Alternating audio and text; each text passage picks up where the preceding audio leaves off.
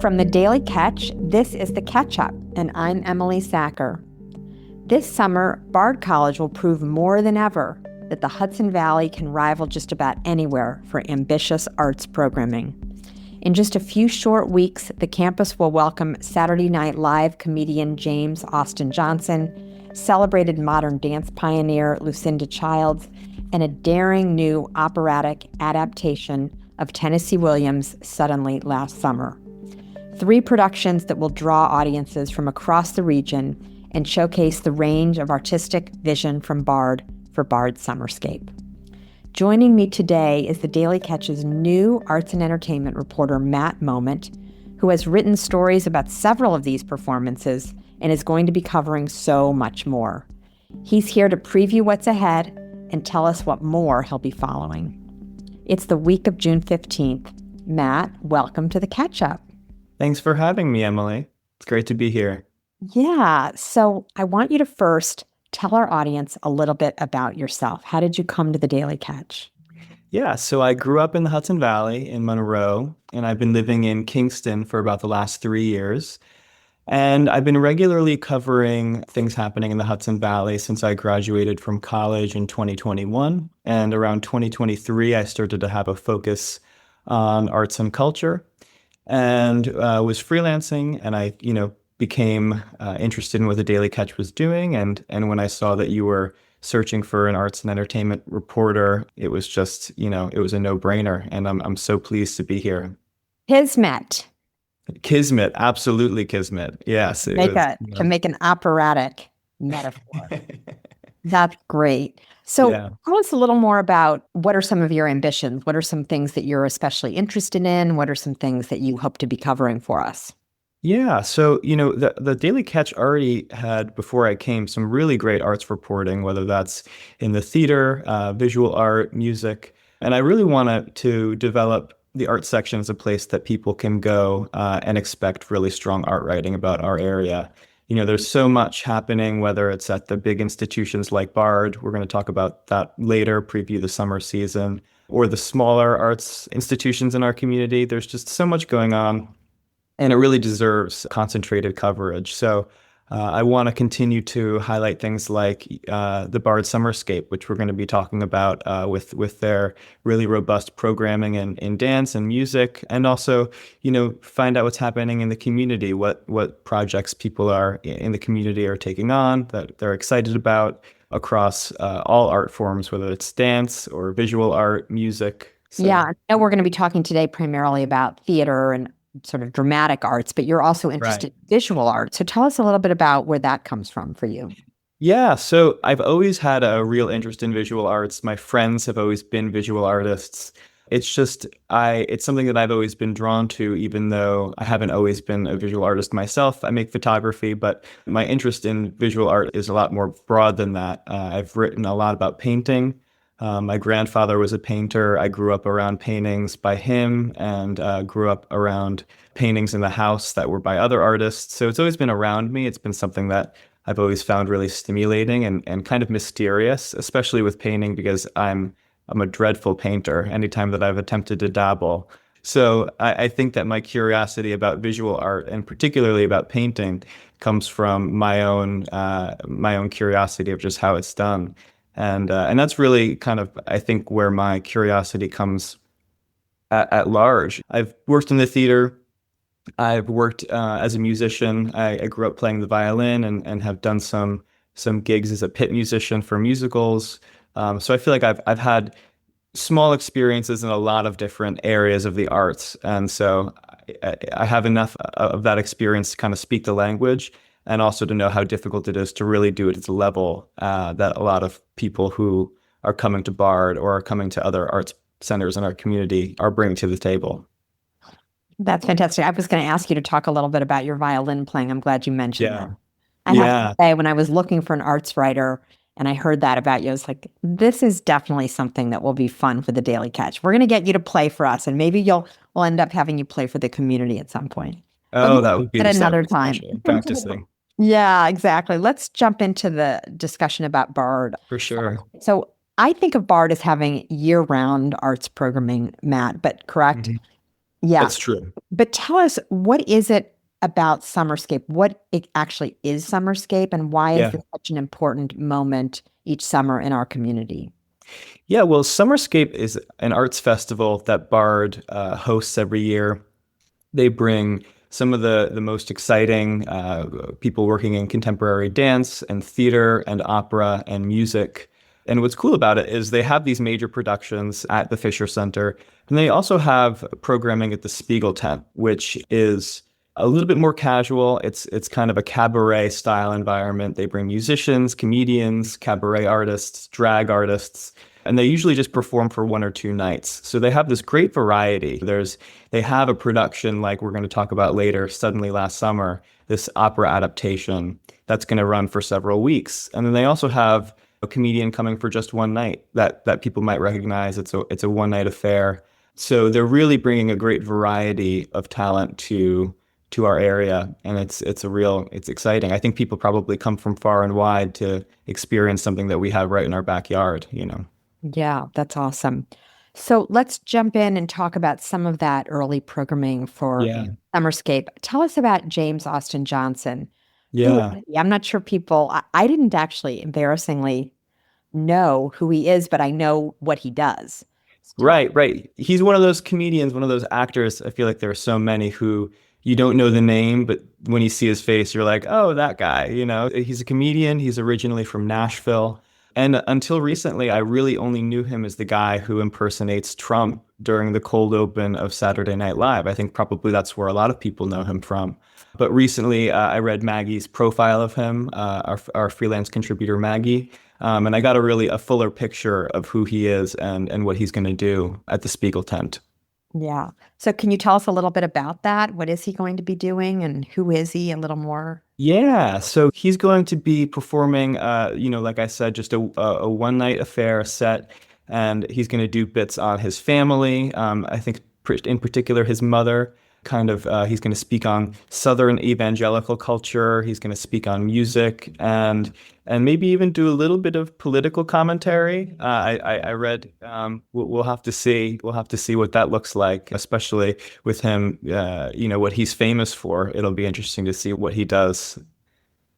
Yeah. Do you think he'll show up and do his Trump impersonation, or will he leave that at home? That's a great question. And what's tough about that is well, my guess is no, because I'm going to think that he wants to take this opportunity to show a fuller breadth of what he can do. People know that he can do the Trump thing. They know he's great at it. And I bet you he's excited to show off kind of what else he can do, his full range. Yeah. On the flip side, he might throw in a quick impersonation, as like a crowd pleaser, because that's what they know him for. Like a musician playing one of the hits, but we'll have to see. I'm eager to see. Yeah, and I guess people like that want to keep their routine under wraps. They don't want to tell you what they're going to be performing. So Totally. Comedy, you need that element of surprise for it to land, really. Yeah, awesome. All right, and I was really excited, Matt, to read your piece about Lucinda Childs. I think as I've aged and, now I'm a senior citizen myself, to see someone who's, what is she, 86, 85? Well, she's turning 86 on opening night, if you'd believe it. Okay. How amazing. Wow. That's one way to spend your birthday, The fact that she's able to move and still get on the stage, that's just unusual, right? Tell us a little bit about her. Yeah, so, she's had this really incredible career. She came of age at a time when experimental forms of dance were challenging the mainstream in modern dance. In the early 60s, she fell in with this company called the Judson Dance Theater. And they met at a church in Greenwich Village in the early 60s. And she was in conversation not only with dancers, but with a lot of avant-garde artists across visual art and music and also movement. And she developed this visual language that's kind of been sustained to some degree throughout her career. Her choreography is really simple, pared back, elegant, and can be very repetitive. And she uses these pedestrian movements like walking, skipping, jumping, and incorporates that with a kind of a balletic sensibility. And there's this really rigid structure that she creates with her choreography, with the floor pattern she works with. It's kind of difficult to describe. It was a real challenge working on that profile because it's not like a lot of dance I think people are familiar with seeing. But as I learned more and more about what she was doing, I found myself really interested. I got tickets. I'm going to be seeing it on Saturday. I'm really looking forward to it. And if anybody who doesn't know Lucinda's work knows something that she's been involved with, they may know the opera Einstein on the Beach, which was a Philip Glass opera. And she contributed some of the choreography, or I think she did all of the choreography and some of the writing to it, actually. Hmm. So she will be dancing herself, but Yeah, others will also be joining her on stage, correct? that's true. So one part of the performance, it's going to be the second aspect of the program. She's going to come out and do a solo called Geranium 64. And this is a solo that she developed just after the Judson Dance Theater when she was with them. And the really curious thing about it is it's not set to music, but it's set to a radio broadcast of a football game. She was kind of looking for different ways of developing her movement that was outside of kind of the dance tradition. And she heard this broadcast by a guy named, I believe his name was Kenneth Robert Coleman. And she just loved the way that he was describing the movements of the players. And so she used that broadcast as something of a musical score to develop this dance. And so she's going to be on stage doing that dance. And then beyond that, she will have her company with her, which actually reformed at Bard in 2009. They had been kind of dormant for many years. And they reformed, and several of the dancers who were with her in 2009 are still with her for this performance, which is pretty incredible. So they're going to do some of her more famous works, something from Einstein on the Beach, something from Available Light, which is a production she did with Frank Gehry, who was the architect of the Fisher Center. And then she'll debut a few new dances. The introductory piece is going to be set to a Bach piece. So there's a real range. There's some Philip Glass, there's some Bach, there's a radio broadcast. So I think it's going to be a really, really varied performance. I'm excited to see it. Oh, that's amazing. Yeah. The last piece that we're going to touch on is Suddenly Last Summer. Tell us Yeah. all about that and how that piece came to be. Yeah. So, it's one of Tennessee Williams's plays. It's one of his lesser known plays. If you're going to know a Tennessee Williams play, you probably know Streetcar Named Desire, Cat on a Hot Tin Roof, Glass Menagerie. And I read it before I wrote the piece, and I was just totally taken by it. It's like this highly dramatic Southern Gothic story of a widow, Mrs. Venable, and she is basically trying to bribe this doctor to give her niece a lobotomy. The niece had just spent, her name is Catherine, had just spent a lot of time with Mrs. Venable's son, named Sebastian, right before he died last summer. And she's been telling the story of the conditions of his death. And part of the narrative of that story implies that he was gay, which he was. And this makes Mrs. Venable super angry. She insists it's not true. And to kind of silence her niece, she's trying to bribe this doctor to give Catherine a lobotomy. It's just this really, I know, right? It's heavy in dialogue, which I think is part of what makes it a really strong contender for an opera adaptation. But it's so rich and, kind of high drama. I'm so excited to see how they translate that to a musical environment, So how did that happen? Who decided to take a Tennessee Williams play and turn it into an opera? And what was that process? And how Yeah. was Albert involved in that? Yeah, well, I mean, it's such an incredible creative team. It all started, the story goes, Daniel Fish, who some people might remember from his recent award-winning production of Oklahoma, which actually began at Bard and then went on to Broadway, won the Tony in 2019. He sent a copy of the play to Gideon Lester, who's the artistic director and chief executive at the Fisher Center. And Gideon, read the script and thought, wow, this really, this totally is a contender for an opera. So he had probably about 10 years prior had a woman named Courtney Bryan in one of his classes at Columbia. At the time, he was teaching in the doctoral program of music at Columbia. And so he knew Courtney from that program. Courtney went on to become the celebrated composer. She's been profiled in the New York Times. And she's originally from New Orleans, which is where the play is set, and where Tennessee Williams himself had ties throughout his life. And so it's this great team with Daniel Fish as the director and the co-librettist. And then Gideon Lester also helped with the libretto. And Courtney Bryan wrote the music for it. And the three of them together, I'm just so eager to see what they did with it. It seems to me like they really stayed true to the text. Like the opera borrows heavily from the way that Williams phrased the lines, and so it came together over the last 3 years. They developed it with a couple of workshops, and since June 8th, I believe it was, Monday, June 8th, they've been rehearsing it on site at Bard, and it'll open next weekend. So it's right around the And corner. tell us about, Matt, I'm sure you haven't seen it, but what do we know about the set and the stage design and so forth? It sounds like it needs something pretty fabulous.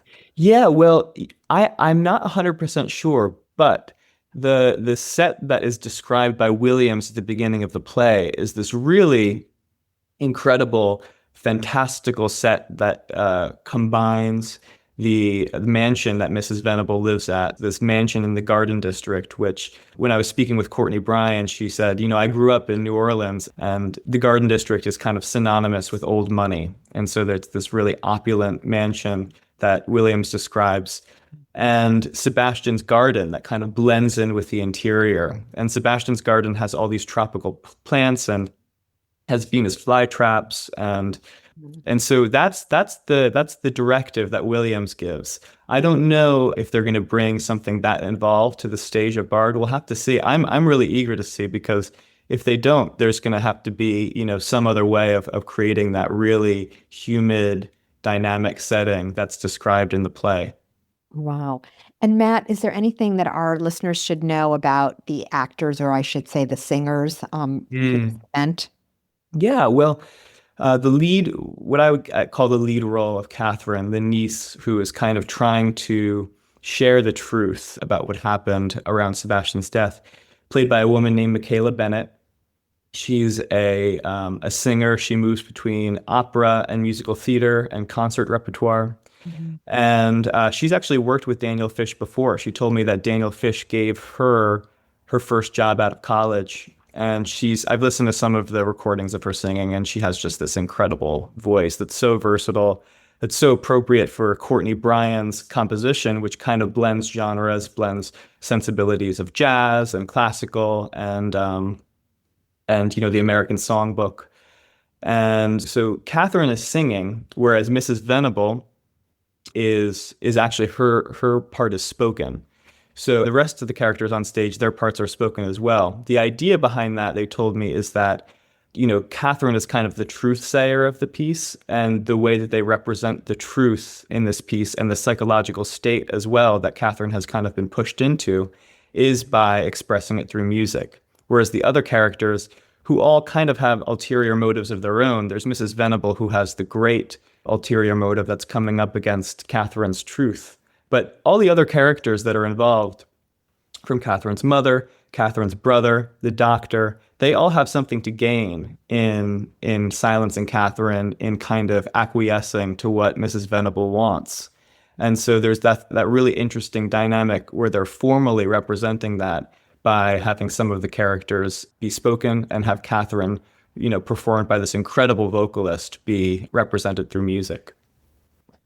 Sounds so great. I actually Yeah. did tickets. I can't wait to see this. It's It's only gonna be 90 so- minutes, right? It doesn't, opera we think of often going 2, 3, 4 hours sometimes. Yeah. This is a short one-act opera. So Yeah. It's actually, nice in and some short. ways, could be an interesting introduction for people who haven't tried opera before, right in our neighborhood. Absolutely. Absolutely. And, I think that with Courtney as the composer, it seems like a really approachable, sophisticated, but also really approachable, enjoyable operatic score. So I think that, if it's your first time, give it a try. I think it'll be really great. Don't have to understand Shakespeare or No, you don't have to speak Italian. Italian or German. It's all going to be in No. English. Yeah, All right, exactly. fantastic. Is there anything else, Matt, that's coming up with Bard SummerScape that we should just tease out for our listeners quickly? Totally. There's actually another opera coming later in July. They're doing the Egyptian Helen. They're going to be doing a week-long celebration of Mozart. And then all the great acts that are coming to the Spiegeltent. They're really, like I said, there's everything from bluegrass artists to drag artists to there's even, I know at least one local performer, Al Olender, who I believe is based in Kingston. And so there's a real great variety from people coming from afar, people who are performing who are really great in our area. So I think there's a lot, people should definitely check it out and make plans to see some of it. Okay. And what about you, Matt? What are some other things you'll be coming up with next couple weeks? Well, next week is actually a really big week. We're going to be publishing our roundup around Upstate Art Weekend. And for folks who might not know Upstate Art Weekend, it's this yearly program that highlights local galleries and institutions and pop-up art spaces. And they create this map where people can go and see, as much art as they can possibly, cram into their day over the course of a weekend. And it's gotten a lot of buzz in recent years. This year, they're going to have over 160 participating venues. And so with that in mind, and with the fact that the venues are spread all throughout the Hudson Valley, from Westchester to the Catskills up to Albany, and maybe even beyond Albany, I'm going to be writing a roundup of recommendations for things that our readers can find right in our immediate area in Rhinebeck, Red Hook, Tivoli. And then if they have the interest, a few extra shows in Kingston and Hudson and Germantown that are worth the short drive, should they be so inclined. And then also What next about week. Uman? I want to hear all Oh, about the Uman show that you're yeah, well, covering that's Bard. going to be one of our selections for Upstate Art Weekend, and I'm going to be expanding with a standalone article that's around her exhibition. She's a really exciting artist. She has this incredible story that I'm going to explore in the piece. I don't want to give too much away, but it's one of those stories where she was just making art for art's sake and was selling her work on the street in New York, and now is showing with one of the biggest galleries in the world. And it's kind of unprecedented, the show that's going to be opening at Bard next weekend, in the breadth of work that is being brought together for one presentation. It's work from the early 2000s to present. And, her work is just so mesmerizing and colorful. And I just think it's going to be such a fun piece to write. I'm already looking forward to it. So folks, you should definitely go out and see that. Yeah, it's one of 3 solo shows that are opening next weekend at Bard. They'll be all opening on Saturday. I believe that's the 27th. And so that's going to be definitely something that folks should mark on their calendars. It's so great. Just listening to you gets me excited. Just Oh, good. to have access. And I think one of the things you bring, Matt, to the table that our listeners should bear in mind is your copy is very accessible. And we want the Daily Catch to be a place that can introduce people to the arts. We don't want people to feel they have to have this very effete intellectual knowledge. Totally. In order to try something out, to get into something, just go, enjoy, and hopefully stories can help make you feel welcome and included, because that's the whole goal of arts. Totally. That's always the goal. I want, I want, my excitement about these things to kind of infect other people and make them want to engage. And because there's so much, and sometimes there's really too much to even keep track of on your own. So that's what I really want, is people to be able to come to to our art section and know that they're hearing about the most really vital things that are happening in our area. Well, Matt, thank you so much for coming on the show. We can't wait to have you back. And that concludes the catch-up. Thanks to Matty Rosenberg, Jen Hammoud, and Esther Martell at our partner Radio Free Rhinecilff for their help in producing this episode. We'll see you next time.